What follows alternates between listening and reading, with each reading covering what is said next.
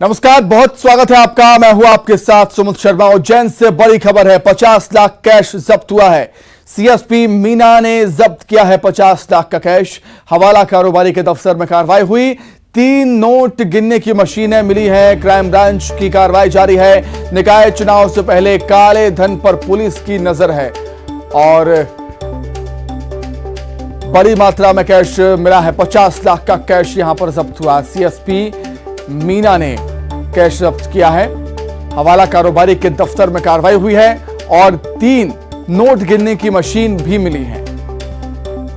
Crime branch की कार्रवाई जारी है। निकाय चुनाव से पहले काले धन पर पुलिस नजरें बनाए हुए।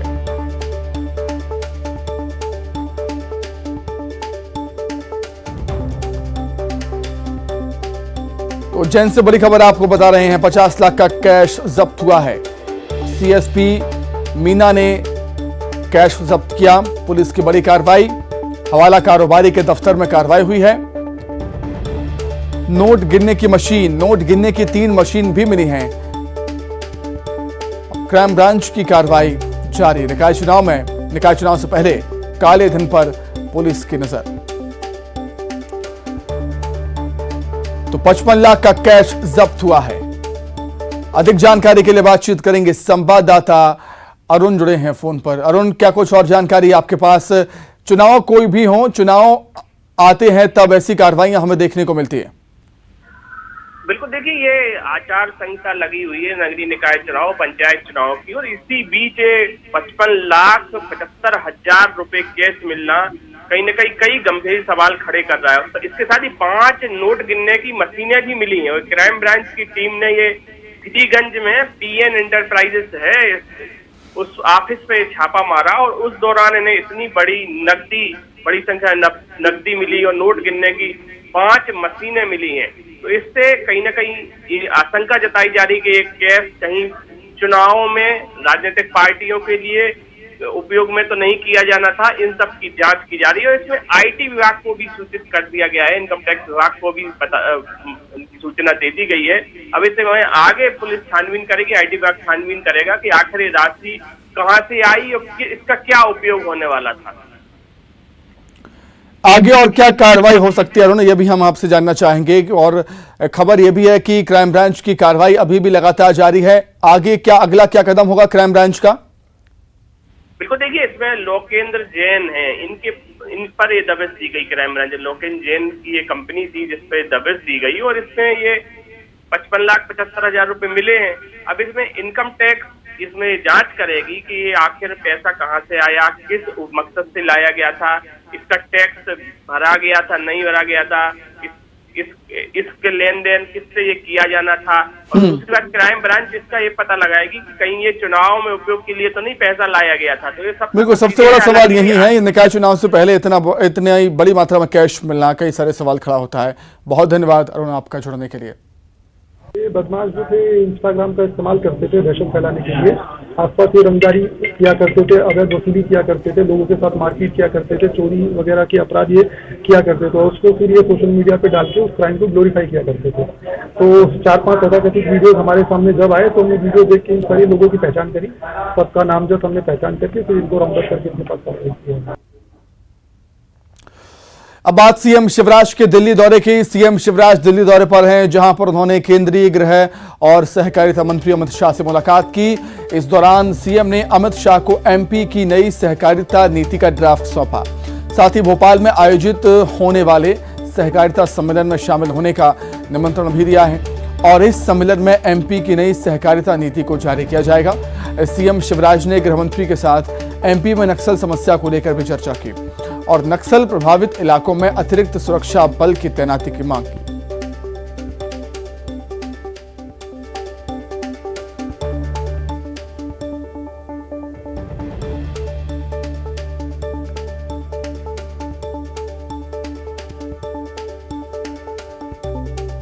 सहकारिता नीति हम बना रहे हैं और हमने व्यापक पैमाने पर विचार विमर्श किया नीति आयोग के साथ, विशेषज्ञों के साथ। सहकारिता के क्षेत्र में अलग अलग क्षेत्रों में कैसे सहकारिता के माध्यम से हम लोगों की आय बढ़े, उनको संगठित करें नए नए क्षेत्रों में सहकारिता के माध्यम से हम जाएं, इसके लिए हमने बहुत एग्रेसिव पॉलिसी बनाई है। आज उस पॉलिसी का ड्राफ्ट मैंने माननीय गृह मंत्री जी जो सहकारिता मंत्री भी हैं उनको मैंने भेंट किया है। वे चर्चा करने के बाद मैंने आग्रह किया है कि माननीय अमित शाह जी भोपाल पधारें, हम एक सहकारिता सम्मेलन करेंगे और उसी में नई सहकारिता नीति हम अपनी जारी करेंगे। मध्य प्रदेश में नक्सल गतिविधियों के बारे में, क्योंकि मध्य प्रदेश के 3 जिले, एक बालाघाट, दूसरा मंडला और तीसरा डिंडोरी, ये नक्सल प्रभावित जिले हैं। नक्सलवाद को हमने सख्ती के साथ मध्य प्रदेश में रोका है, लेकिन पूरी मैंने जो अभी गतिविधियाँ हैं, क्योंकि अगर छत्तीसगढ़ महाराष्ट्र में दबाव बनता है तो मध्य प्रदेश की तरफ आने का प्रयास करते हैं। पिछले दिनों मुठभेड़ें भी हुई है और मारे भी गए हैं नक्सल, लेकिन जो स्थिति उसकी मैंने जानकारी दी और हमने आग्रह किया कि कान्हा के जो इलाका है बालाघाट के क्षेत्र में और बटालियनों की सीआरपीएफ की जरूरत। वहीं दिल्ली में सीएम शिवराज ने केंद्रीय शिक्षा मंत्री धर्मेंद्र प्रधान से मुलाकात भी की और इस दौरान सीएम ने केंद्रीय शिक्षा मंत्री को सीएम राइज स्कूल के उद्घाटन के लिए एमपी आने का निमंत्रण भी दिया है। साथ ही सीएम ने एमपी में बन रहे 10 मॉडल आईटीआई के बारे में शिक्षा मंत्री से चर्चा भी की।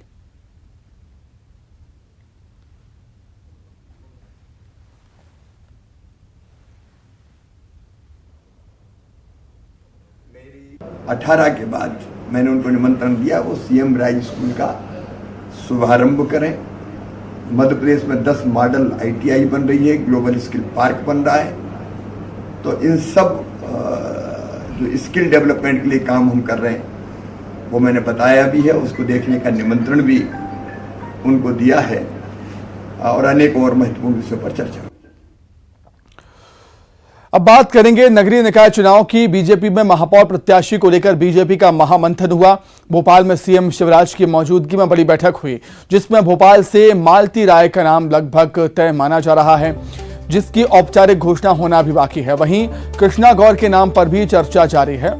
जबलपुर की बात करें, जबलपुर में भी 2 लोगों के नाम तय हुए हैं, जितेंद्र जामदार और कमलेश अग्रवाल में से कोई एक महापौर पद का उम्मीदवार बीजेपी की तरफ से हो सकता है।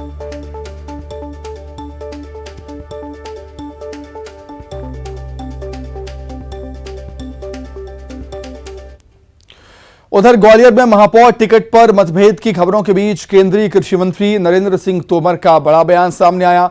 तोमर ने कहा कि किसी से कोई मतभेद नहीं है और सभी एकजुट हैं। केंद्रीय कृषि मंत्री ने कहा कि किसी को गलतफहमी में नहीं रहना चाहिए। बीजेपी में टिकट को लेकर चर्चा पूरी हो चुकी है और जल्द ही उम्मीदवारों के नामों का ऐलान भी कर दिया जाएगा। से पूरी चर्चा कर चुकी है। योजनाबद्ध तरीके से प्रदेश नेतृत्व जल्दी ही महापौर के टिकट की भी घोषणा करेगा और पार्षद के टिकट की भी घोषणा करेगा। सर, कहा जा रहा है कि दिल्ली अब जा रहे हैं, मीटिंग पूरी है पार्षद मेयर को लेकर। कोई दिल्ली में नगर निगम के चुनाव को लेकर मीटिंग नहीं है।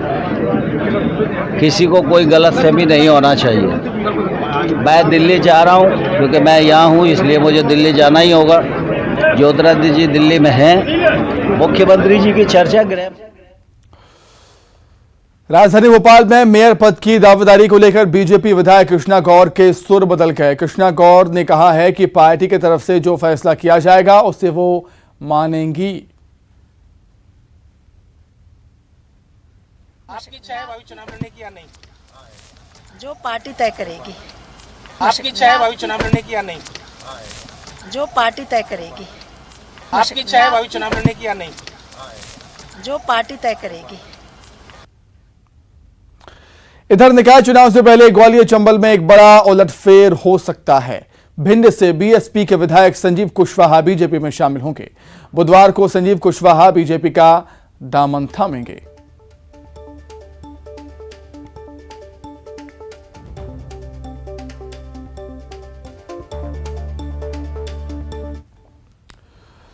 भोपाल की 85 वार्ड हैं और जिसमें हर कोई पार्षद बनना चाह रहा है। बीजेपी और कांग्रेस के भोपाल स्थित मुख्यालय में इस समय पार्षद पद के उम्मीदवारों की कतार लगी है।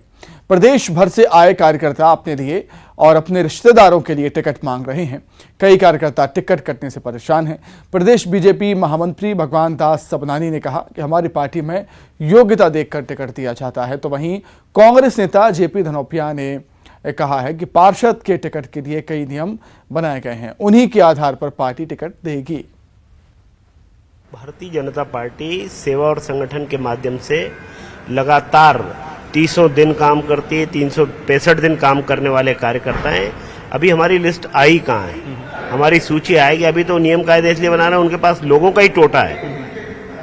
आज हमारे पास वो कहते हैं कि हमने महापौर पहले घोषित कर दिए, तो आपके पास उतने ही थे। हमारे पास तो एक एक नगर निगम में एक से बढ़कर एक योग्य कार्यकर्ता है। कौन बेहतर और अच्छी सेवा कर सकता है, इसको लेकर कर भी हम विचार करने में थोड़ा सा समय लगता है, क्योंकि अच्छे कार्यकर्ता और एक से अधिक है। आपके पास वो उतनी उपलब्धता नहीं है, जो है उन्होंने आप दे दिया।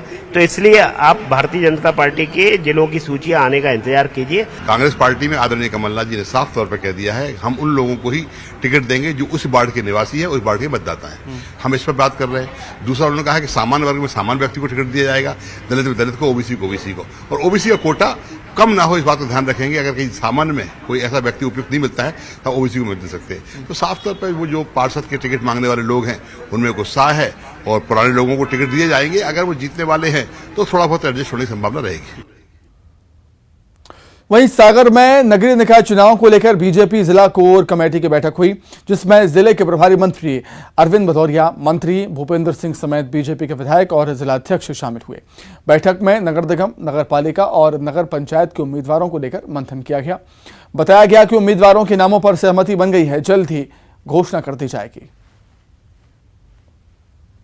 चर्चा हुई है और सर्वसम्मति से अधिकांश नाम पार्षदों के तय किए। कुछ जगह ऐसे हैं जहां पर अभी और चर्चा करना है, उनको होल्ड किया है, पर लगभग 80% नाम तय हो गए हैं और आज कल में उनकी घोषणा हो जाएगी। तो वहीं निकाय चुनाव से पहले दमोह में पूर्व वित्त मंत्री जयंत मलैया के बेटे ने सिद्धार्थ मलैया ने बीजेपी से इस्तीफा देने का ऐलान कर दिया। प्रेस कॉन्फ्रेंस कर सिद्धार्थ मलैया ने इसकी घोषणा की। सिद्धार्थ मलैया ने कहा कि वो अपना इस्तीफा प्रदेश अध्यक्ष वीडी शर्मा को सौंपेंगे। साथ ही सिद्धार्थ मलैया ने कहा कि करीब 1.5 साल से वो पार्टी छोड़ने का विचार कर रहे थे।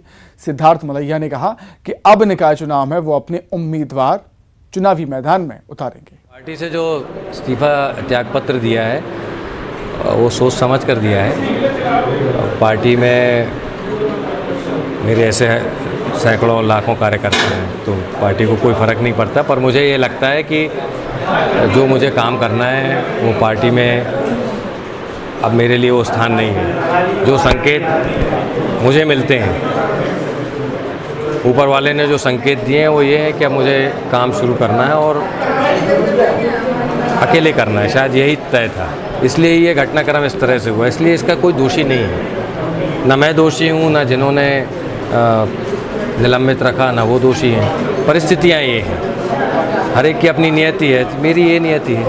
आपके पिताजी मेरे पिता हैं, उनका तो आशीर्वाद रहेगा ही। सिद्धार्थ मलैया के पार्टी छोड़ने पर उनके पिता पूर्व मंत्री जयंत मलैया ने कहा कि पार्टी छोड़ने का फैसला सिद्धार्थ का अपना है, क्योंकि उपचुनाव के बाद उनके बेटे को पार्टी से सस्पेंड कर दिया गया था। सिद्धार्थ अब तक सस्पेंड थे, क्या वजह है? मलैया ने कहा कि मैं अपने पार्टी के जन्म के समय से जुड़ा हूं। उन्होंने कहा कि पीड़ा मेरे मन में भी है, लेकिन मैं कभी जाहिर नहीं करता। मैं कुछ नहीं बोलूँगा इस बारे में। जिस पार्टी में मैं, इस पार्टी के जन्म से मैं इसके साथ जुड़ा हूँ, और 1990 में जब ये पार्टी बनी थी, 1980 में, तब मैं इसका पहला शहर का अध्यक्ष था। तब से लेकर लगातार अभी तक हूँ। पीड़ा मेरे भी मन में है, मैंने कभी उजागर नहीं की। सर, एक चीज़ और मैं जानना चाह रहा था कि अब फैसला तो सिद्धार्थ मलैया ने ले लिया है, जयंत मलैया का फैसला क्या है? वक्त आने पे बताऊंगा। तो वही सिद्धार्थ मलैया के बीजेपी से इस्तीफा देने पर कांग्रेस ने बीजेपी पर हमला बोला और कहा कि अब बीजेपी में पुराने कार्यकर्ताओं की उपेक्षा हो रही है। जनता पार्टी में दल बदलू नेताओं की वजह से निष्ठावान नेताओं को पार्टी छोड़ना पड़ रही है। आज जयंत मलैया जी के पुत्र ने भारतीय जनता पार्टी की सदस्यता से इस्तीफा दे दिया, जबकि मलैया जी के परिवार ने जनसंघ के जमाने से 50 साल भारतीय जनता पार्टी की सेवा करी, लेकिन दमोह भाजपा में अब दल बदलू नेताओं को प्राथमिकता दी जा रही है। यही हालात पूरे मध्य प्रदेश में सभी जगह हो रहे हैं। दल बदलू भाजपा पर कब्जा करते जा रहे हैं और निष्ठावान कार्यकर्ताओं को बाहर का रास्ता दिखाया जा रहा है। भाजपा की कोई रीति नीति सिद्धांत नहीं है, केवल लाभ के लिए किसी को भी पार्टी में ले लेते हैं और निष्ठावान नेताओं की बलि चढ़ा देते हैं।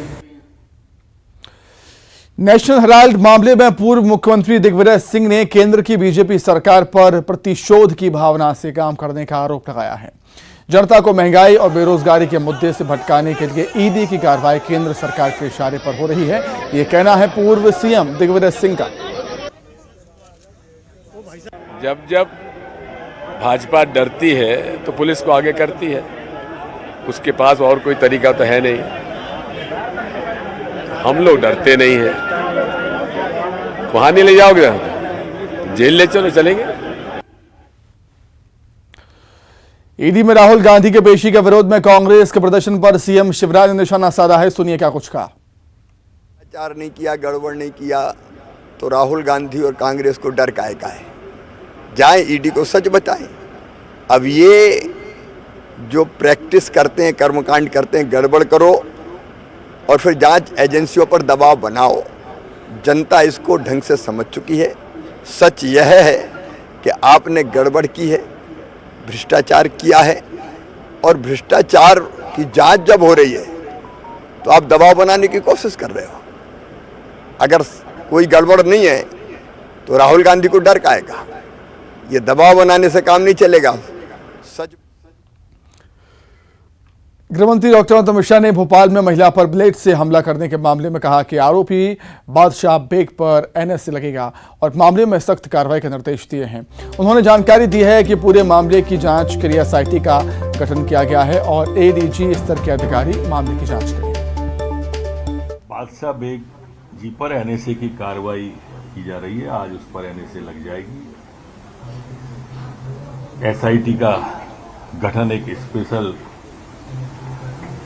डीजीपी के निर्देशन में कर दिया है, जो कि इसका जल्दी चालान पेश करेगी और ट्रायल भी पूरी की पूरी डीजीपी इसकी देखेंगे, जिससे जल्दी से जल्दी दोषी को सजा मिल सके।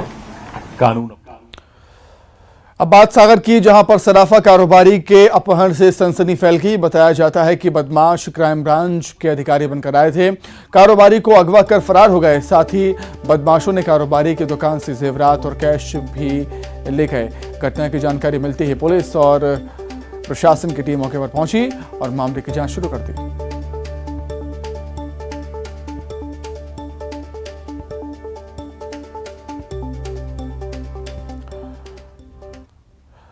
अब बात इंदौर की, जहां से लड़कियों के आतंक का वीडियो सामने आया है, जहां पिज्जा स्टोर में काम करने वाली युवती की 4 लड़कियों ने जमकर पिटाई कर दी।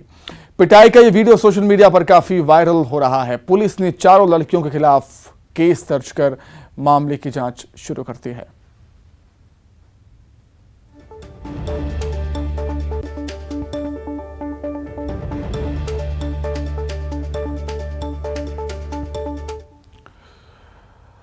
वहीं पन्ना टाइगर रिजर्व से एक अच्छी तस्वीर सामने आई, जहां बाघिन P141 ने 2 शावकों को जन्म दिया।